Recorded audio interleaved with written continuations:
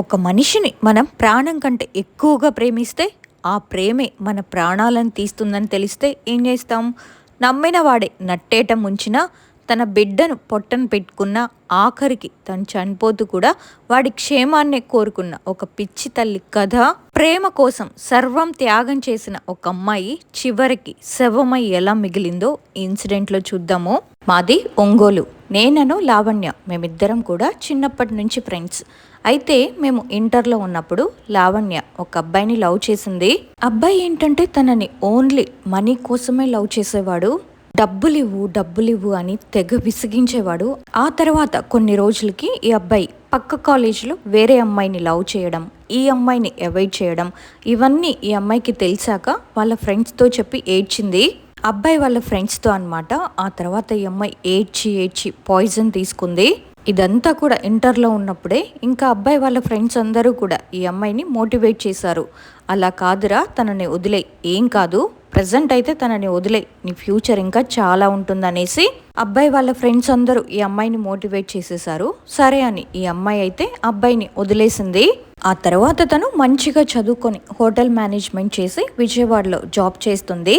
అయితే తన first lover వాళ్ళ ఫ్రెండ్స్ ఉన్నారని చెప్పాను కదా, వాళ్ళల్లో ఒక అబ్బాయి మోహన్ అనేసి తనకి ఇంకా టచ్లోనే ఉన్నాడు. తను లావణ్యతో నార్మల్గా యాజ్ ఎ ఫ్రెండ్ తెలిసినోడ్లాగా తనతో మాట్లాడుతూ ఉన్నాడు ప్రతిరోజు. అయితే ఒకరోజు ఈ అమ్మాయికి రాత్రి 1 గంటకి ట్రైన్ ఉంది. లావణ్య ఒంగోలు రైల్వే స్టేషన్కి రాత్రి 10ంటికే వచ్చేసింది. ఇంకా తనకి ఒక్కదానికి అంత లేట్ నైట్ ఆ రైల్వే స్టేషన్లోనే ఉండడం భయమేసి ఇంకా మోహన్కి కాల్ చేసింది. మోహన్, నేను ఇలా రైల్వే స్టేషన్లో ఉన్నాను, నువ్వు వస్తావా అని కాల్ చేస్తే తనేమో ఒక 10 to 20 మినిట్స్లో వచ్చేసాడు. సరే, ట్రైన్కి ఇంకా టైం ఉంది కదా, అటు తిరిగేసి వద్దామని చెప్పి ఈ అబ్బాయి అంటే తను కూడా ఓకే అని చెప్పింది. ఆ తర్వాత తను ఏం ఆలోచించాడో తెలియదు కానీ ఈ అమ్మాయితో చాలా రోజుల నుంచి మూవ్ ఆన్ అవుతున్నాడు కదా, మాట్లాడుతూ ఉన్నాడు. సడన్గా అక్కడికి వెళ్ళాక నైట్ ఇద్దరు మాట్లాడుకుంటూ ఇంకా ఈ అమ్మాయిని అడిగేశాడు. ఓకే, నేను నిన్ను లవ్ చేస్తున్నాను అని కూడా అనలేదు. పెళ్లి చేసుకుందాం మన ఇద్దరం, నేను నిన్ను పెళ్లి చేసుకుంటాను అనేసి తనతో అంటే తనేమో లేదు, నేను మంచి అమ్మాయిని కాదు మోహన్, నాకు తెలుసు కదా పాస్ట్లో ఒక లవ్ స్టోరీ ఉంది అంటే మోహన్ ఏమో అది నాకు తెలుసు, వాడు నా బెస్ట్ ఫ్రెండే కదా, నువ్వు చెప్పాల్సిన అవసరం నాకేముంది, నీ గురించి నాకు తెలుసు అని మోహన్ అనగానే తనేమనుకుందంటే ఓకే, నా తప్పు తెలిసినా, నేను తప్పు చేశానని తెలిసిన ఒక అబ్బాయి తనంతట తను నా దగ్గరకు వచ్చాడు అని అనుకొని ఒక 1 వీక్ తర్వాత మోహన్కి ఓకే చెప్పేసింది. ఈ అబ్బాయికి ఏంటంటే పేరెంట్స్ ఎవ్వరూ లేరు, వాళ్ళ అమ్మమ్మ వాళ్ళ దగ్గరే ఉంటాడు. మోహన్ది కూడా లావణ్య వాళ్ళ ఊరు సైడే. అలా ఒక 2 మంత్స్ తర్వాత తను ఇంకా రోజు డైలీ కాల్స్, మెసేజెస్ అన్నీ అలా జరుగుతున్నాయి. ఒక 2 మంత్స్ తర్వాత లావణ్యకి మోహన్ మెసేజ్ చేశాడు, నేను వస్తాను రా నీ దగ్గరికి, నిన్ను చూడాలని ఉందిరా అనేసి. ఇంకా తను కూడా తనతో గడపాలి అనుకొని ఈ అమ్మాయి కూడా నేను నీకు ఒక 2 రోజుల్లో చెప్తాను, మా ఫ్రెండ్ ఇంటికి వెళ్ళిపోతుంది, అప్పుడు రూమ్లో నేను ఒక్కదాన్నే ఉంటాను, అప్పుడు వద్దులే అనేసి తనంది. అలా 2 రోజులు అయిపోయింది. వాళ్ళ రూమ్మేట్ ఊరికి వెళ్ళింది. ఇంకా వాళ్ళ రూమ్లోకి అబ్బాయి వచ్చాడు. ఇంకా ఇద్దరు కూడా మాట్లాడుకున్నారు, ఫిజికల్గా మీట్ అయ్యారు. అబ్బాయి అయితే 4 days తన రూమ్లోనే ఉన్నాడు. ఆ తర్వాత తను వెళ్ళిపోయాడు. 3 months వరకు అంతా బాగానే ఉంది. మళ్ళీ నెక్స్ట్ టైం కూడా అబ్బాయి తన రూమ్కి వచ్చాడు. ఫిజికల్గా మీట్ అవ్వడం, వెళ్ళడం, డైలీ కాల్స్, మెసేజెస్ ఎక్సెట్రా రోజు ఇలానే జరుగుతూ ఉంది. ఆ తర్వాత ఒక రోజు తను అడిగింది, నాకు ప్రెగ్నెన్సీ వస్తే ఏం చేస్తావు అంటే తనేమో వస్తే రానివ్వరా, నేను చూసుకుంటాను, ఇంటికి తీసుకెళ్ళిపోతాను అనేసి అన్నాడు. ఒకరోజు ఈ అమ్మాయి సడన్గా ఇంటికి వెళ్ళాల్సి వచ్చింది వాళ్ళ ఇంటికి. అప్పటికే 3 months అయ్యింది తనకి పీరియడ్స్ రాక. ఈ అబ్బాయికి చెప్తున్నా సరే తనేమో ఓకే చూద్దాం రా, ఏదైతే అది అవుతుంది అని చెప్తూనే ఉన్నాడు.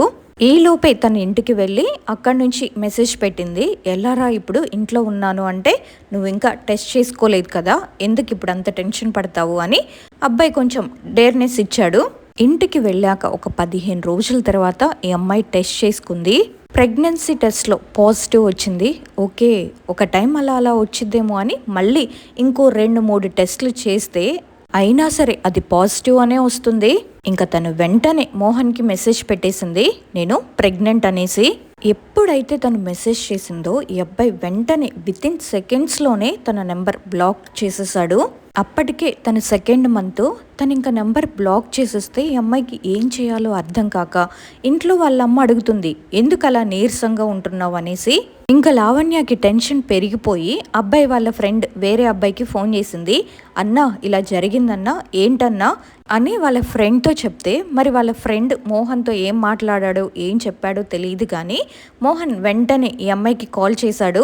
ఇంకా తను అడిగిందనమాట, ఏంటి అసలు ఎందుకు నెంబర్ బ్లాక్లో పెట్టావంటే, ఓకే మన వల్ల కాదమ్మా, మనం చూడలేము, ఇప్పుడైతే మనం బేబీని ప్యాంపర్ చేయలేము అనేసి ఈ అమ్మాయిని మోటివేట్ చేశాడు. కానీ తనేమో వినలేదు. ఇంకా 1 వీక్ ఏమో తన దగ్గర నుంచి మెసేజెస్ కానీ ఫోన్ కానీ లేవు. మోహన్ చేయకపోయేసరికి మళ్ళీ లావణ్య వాళ్ళ ఫ్రెండ్కి కాల్ చేసింది. ఏంటన్నా తను ఫోన్ చేయట్లేదు, ఏమైంది అంటే ఈ అబ్బాయి చెప్పాడు, అరే తనకి యాక్సిడెంట్ అయ్యిందిరా అని చెప్పాక, తనకి నా వల్లే యాక్సిడెంట్ అయ్యిందేమో, నా గురించి ఆలోచిస్తూ డ్రైవ్ చేస్తున్నాడేమో అని ఈ అమ్మాయి ఇంకా డెసిషన్ తీసుకొని తర్వాత చెప్పేసింది అబ్బాయికి, నేను నా ప్రెగ్నెన్సీని తీసేపించుకుంటాను అనేసి చెప్పింది. ఆ తర్వాత తను ఇంటి నుంచి వర్క్ చేసే ప్లేస్కి వెళ్ళిపోయింది. మోహన్ అప్పుడు కూడా ఈ అమ్మాయిని అవాయిడ్ చేస్తూ కాల్స్ మాట్లాడుకోకుండా బాగా అవాయిడ్ చేసేవాడు. ఇంకా తనకి ఎవరికి చెప్పుకోవాలో అర్థం కావట్లేదు, ఎవరికి చెప్పినా తనను చులకనైపోయిద్దనేసి ఎవ్వరికి చెప్పుకోకుండా తన బాధ తను పడుతూ ఉన్నప్పుడు మళ్ళీ సడన్గా మోహనే కాల్ చేసి, నువ్వు నాకు కావాలరా, నువ్వు దీన్ని తీపించుకో, నేను నీతో ఉంటాను అని ఇలా చెప్పాక ఈ అమ్మాయి కూడా, నా వల్ల తను ఇంత సఫర్ అవుతున్నాడు కదా, నేనే ఏదైనా డెసిషన్ తీసుకోవాలి, ఏదైనా స్టెప్ తీసుకోవాలి, తనకంటూ ఎవ్వరూ లేరు, నేనే ఉన్నానని ఈ అమ్మాయి బాగా ఆలోచన చేసి ఇంకా ఓవర్ కేర్ చేయడం. ఈ అమ్మాయి ఎనీ టైం తనకి డబ్బులు ఇవ్వడం, గిఫ్ట్లు ఇవ్వడం, ఇంకా అన్నీ తనకి నేనే ప్రపంచం, నాకు తను, మా ఇద్దరికి ఇంకెవ్వరూ లేరు, తనకి నేనే అనుకున్నట్టు ఈ అమ్మాయి ఊహించుకొని ప్రతి ఒక్కటి కూడా మొత్తం ఈ అబ్బాయి పైనే ఇన్వెస్ట్ చేస్తూ ఉంది. ఆ తర్వాత లావణ్య హాస్టల్లో ఉన్న వేరే అమ్మాయి ద్వారా టాబ్లెట్స్ తెప్పించుకుంది ప్రెగ్నెన్సీ పోవడానికి. తెప్పించుకున్న తర్వాత 5 టాబ్లెట్స్ వేసేసుకుంది. ఇంకా నెక్స్ట్ ఈ అమ్మాయి సిచ్యువేషన్ అసలు ఏం బాగాలేదు. ఈ అమ్మాయికి ఓవర్గా బ్లీడింగ్ అవ్వడం, ఓవర్ ఫ్లోటింగ్ అవ్వడం, నైట్ నిద్రలో నుంచి సడన్గా మెలకు వచ్చి పెద్ద పెద్దగా ఏడ్చేసేది. పీజీలో మా రూమ్లో ఉన్నప్పుడే అమ్మాయి పెద్ద పెద్దగా ఏడ్చేది. అమ్మాయి మెంటల్ కండిషన్ అలా అయిపోయింది. ఎవ్వరు పట్టించుకునే వాళ్ళు లేక, మంచిగా ఫుడ్ లేక అమ్మాయి ఆ ట్యాబ్లెట్స్ వేసుకొని కోమాలోకి వెళ్ళిపోయే సిచ్యువేషన్లోకి వచ్చినా కూడా అప్పుడు కూడా అబ్బాయిని బ్లేమ్ చేయలేదు. తను నన్ను మోసం చేసావురా నువ్వు, అది ఇది అని అప్పుడు కూడా తన అబ్బాయిని బ్లేమ్ చేయలేదు.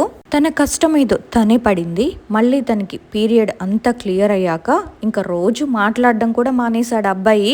ఈ అమ్మాయి ఒక 100 సార్లు ఫోన్ చేస్తే ఒక్కసారి కూడా రెస్పాన్స్ అవ్వకుండా ఉండడం, నీకేం కావాలి, ఎందుకు అసలు నన్ను ఇంత టార్చర్ చేస్తున్నావు అనేసి ఈ అమ్మాయిని రివర్స్లో తిట్టడం, అలా రోజు రొటీన్ అయిపోతుంది తన లైఫ్. తన నెంబర్ని బ్లాక్లో పెట్టడం, ఈ అమ్మాయి మళ్ళీ నెల నెల రీఛార్జ్ చేయడం అబ్బాయికి, అలా అయిపోయింది.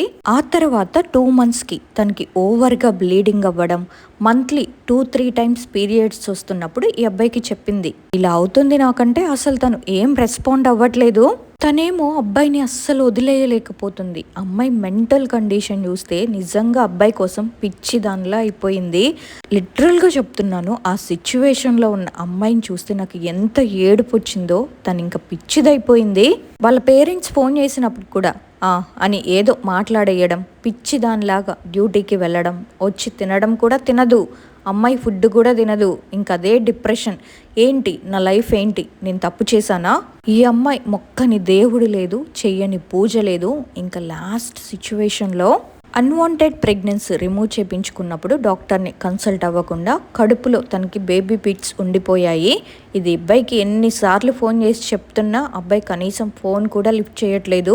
పీజీలో మా రూమ్లో ఉన్న ప్రతి ఒక్కరి నెంబర్తో, మా రూమ్మేట్స్ ప్రతి ఒక్కరి నెంబర్తో అబ్బాయికి ఫోన్ చేసి మాట్లాడినా కానీ అబ్బాయి అయితే మా ప్రతి ఒక్కళ్ళ నెంబర్ బ్లాక్లో వేసుకుంటూ వచ్చాడు.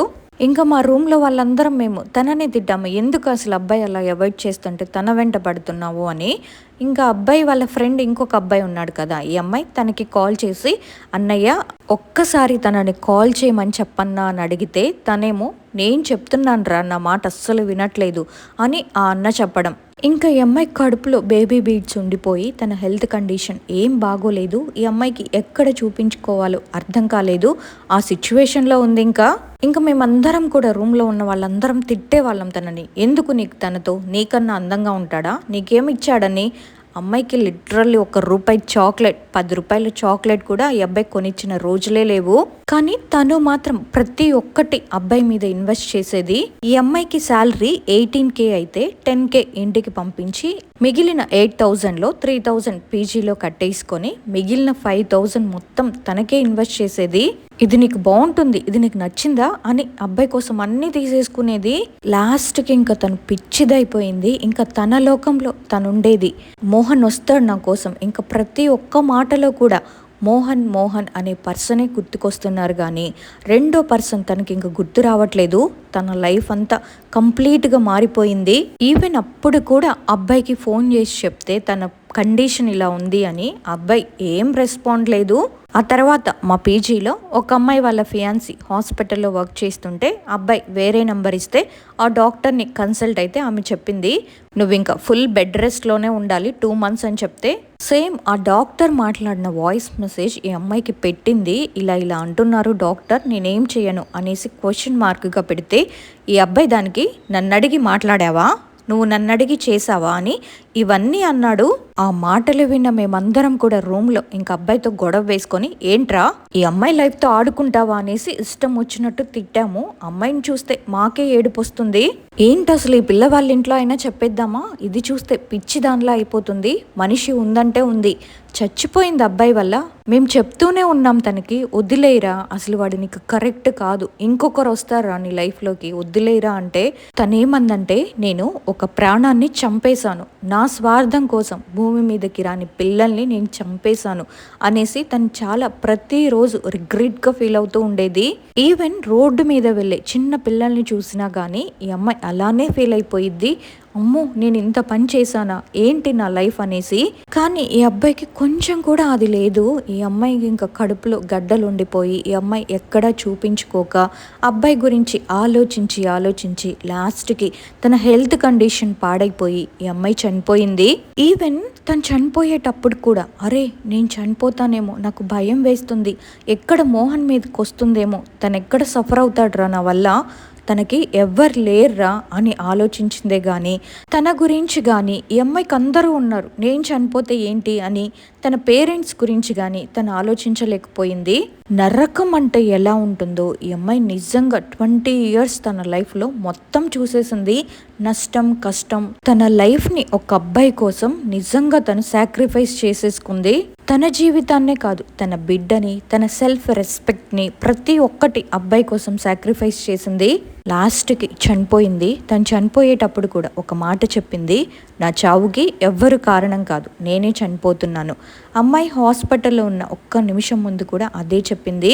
తను చావు బతుకుల్లో ఉంది, చచ్చిపోయే సిచ్యువేషన్లో ఉంది అని అబ్బాయికి చెప్పినా కనీసం తనని చూడ్డానికి కూడా రాలేదు.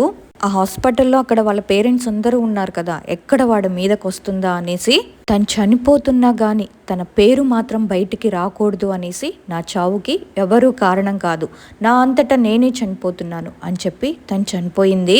చూసారుగా, ప్రేమించడం తప్పు కాదు, కానీ ఆ ప్రేమ మన ఆత్మగౌరవాన్ని మన ప్రాణాన్ని తీసేంత గుడ్డిగా ఉండకూడదు.